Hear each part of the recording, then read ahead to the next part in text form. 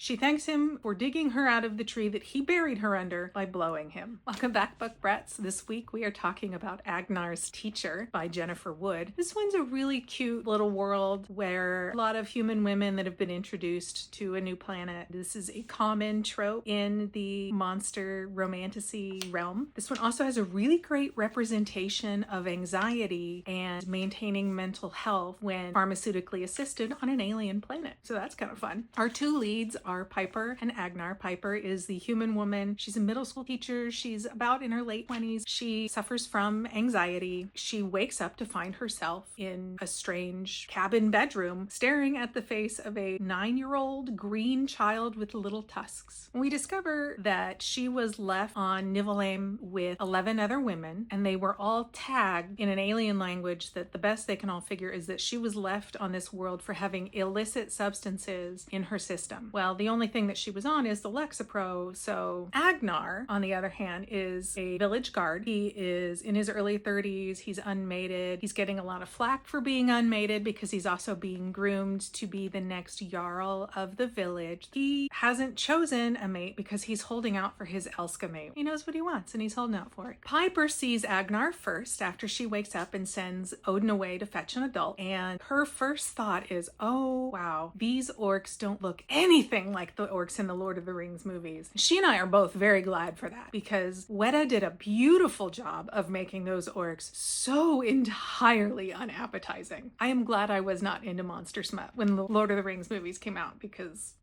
I would have been second guessing my life choices at that point. Shortly after this, Odin comes back with his mom and she learns that nobody on this planet has the technology to send her home. So she has woken up in her new forever. Because of that and because of her anxiety, she passes out. And this is when 2 adult male orcs that were sparring outside are called in to put her back in bed. And Agnarr sees her face and instantly knows she is his mate. After Piper comes to, she goes on a walk to clear her mind. She hears what sounds like wood chopping and she sees Agnarr. Agnarr went into the woods to chop down a tree, even though he is not a tree feller, because he wants to clear his head because he was so overwhelmed by finding his mate. He is so surprised to see her, he drops a tree on her. That's how they meet. Fortunately, she's not hurt. He digs her out from this tree and she thanks him by introducing him to 2 things. She introduced him to kissing because, if you have tusks, probably not going to kiss another being with tusks. And she introduces him to blowjobs. She thanks him for digging her out of the tree that he buried her under by blowing him. There's excellent banter between Piper and Agnarr, lots and lots of sexy times. It's a very spicy book. Now, all throughout it, Agnarr is very respectful, very patient with her, and it's just a really adorable book. Piper and Agnarr get 2 books. I've read them both. I highly recommend these. Bye, guys.